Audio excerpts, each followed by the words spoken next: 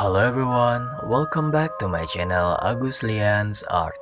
Setelah di video sebelumnya, aku membahas cerita dan ilustrasi terjemahan lagu Lily Alan Walker. Di video kali ini, aku akan membahas cerita mistis KKN Desa Penari. Mungkin kalian tidak asing mendengar judul dari cerita ini.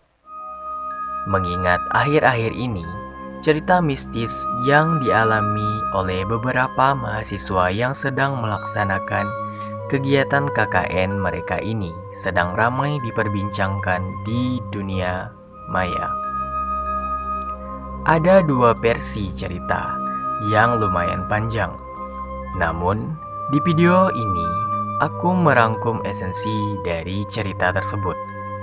Nah, guys, seperti biasa, jangan lupa bantu aku untuk mengembangkan channel ini dengan cara menekan tombol like dan subscribe.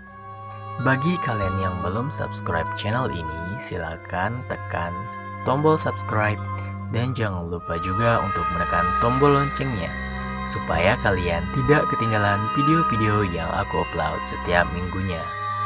Baiklah, inilah dia cerita mistis KKN Desa Penari.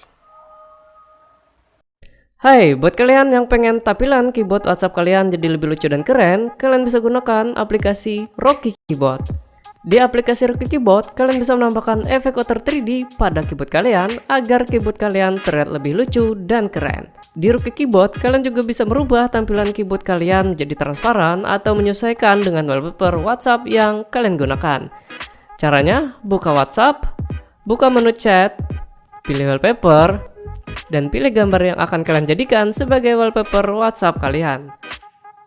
Dan setelah itu, tampilan keyboard kalian akan berubah menjadi transparan atau mengikuti wallpaper kalian.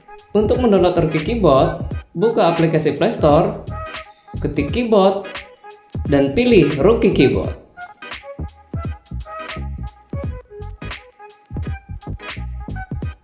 Download Rocky Keyboard sekarang.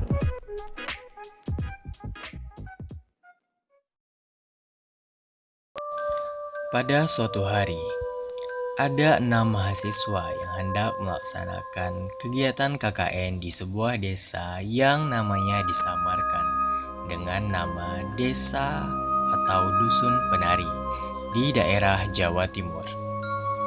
Keenam mahasiswa tersebut yaitu Nur, Widya, Bima, Ayu, Anton, dan Wahyu.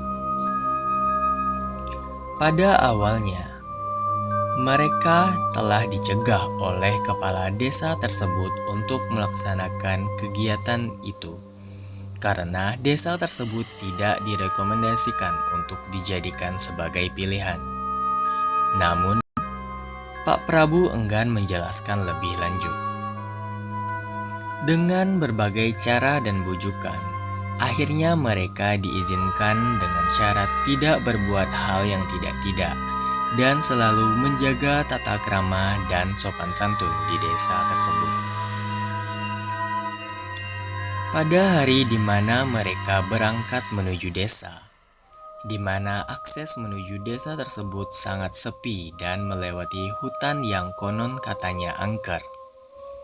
Benar saja, tidak lama setelah memasuki area hutan, salah satu mahasiswa yang bernama Nur sudah melihat perempuan cantik yang sedang menari dengan diiringi suara gamelan. Dan kemudian ia melihat sosok hitam bertanduk kerbau. Hal ini dikarenakan Nur adalah seorang indigo atau memiliki indera keenam. Namun ia enggan menceritakan hal tersebut karena takut membuat teman-temannya panik. Setelah sampai dan kemudian menetap di desa tersebut, banyak keanehan dan kejanggalan yang terjadi. Dari kondisi desa yang aneh seperti banyak makam yang nisannya ditutupi kain hitam, berbagai tempat keramat dengan sesajian, pohon dengan kain merah, kesurupan, hingga hal-hal yang sulit untuk diterima akal sehat, dan Widya yang sering menari di bawah kesadarannya. Singkat cerita, konon di dusun tersebut memiliki sejarah kelam, di mana tempat tersebut merupakan bagian dari area kekuasaan jin yang bernama Badara Wuhi, sosok wanita cantik penari yang menampakkan diri ke Nur saat rombongan mereka datang ke desa. Dan rupanya sosok tersebut telah menempel pada tubuh Widya sejak pertama kali mereka tiba dan mendengar suara gamelan. Itulah alasan mengapa Widya sering menari secara tak sadar dalam beberapa kejadian. Sosok jin Badara Wuhi ini diceritakan sebagai jin yang kerap meminta tumbal, di mana para tumbalnya yaitu para penari perempuan yang masih perawan. Diceritakan juga, konon di desa tersebut dulu kerap diadakan ritual pertunjukan tari untuk bangsa jin hutan dengan alasan menghindari bencana, di mana para penari yang masih perawan tersebut akan menjadi tumbal. Dan hal ini juga yang menjadi alasan kenapa di desa tersebut sulit ditemukan anak muda karena mereka pergi merantau demi menghindari hal buruk yang akan terjadi. Setelah berbagai kejadian janggal yang terjadi, akhirnya misteri mulai terkuak. Ternyata Badara Wuhi diam-diam berhasil merayu Bima, salah satu mahasiswa KKN yang menaruh perasaan terhadap Widya untuk membuat perjanjian. Badara Wuhi memberikan mustika gelang pada Bima, kemudian menyerahkannya pada Widya untuk membuat Widya jatuh cinta kepada Bima. Tidak hanya Bima, Badara Wuhi juga merayu Ayu yang menaruh perasaan kepada Bima.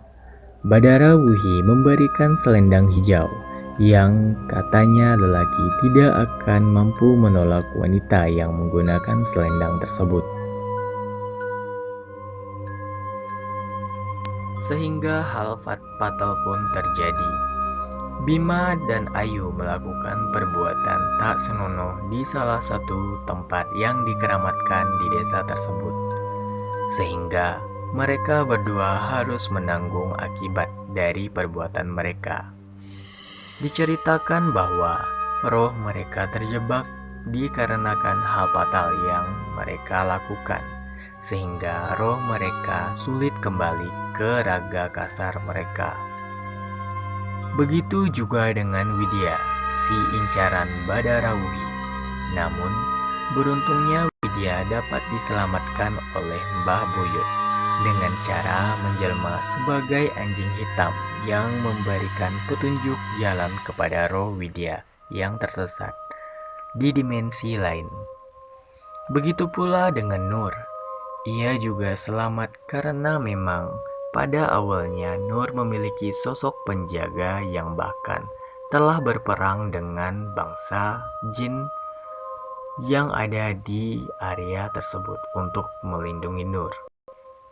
Akhir dari cerita ini adalah meninggalnya Bima dan Ayu.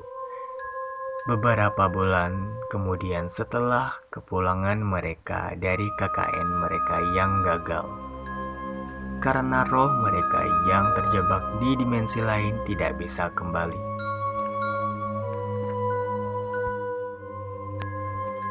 Nah guys, itulah cerita tentang cerita mistis KKN Desa Penari.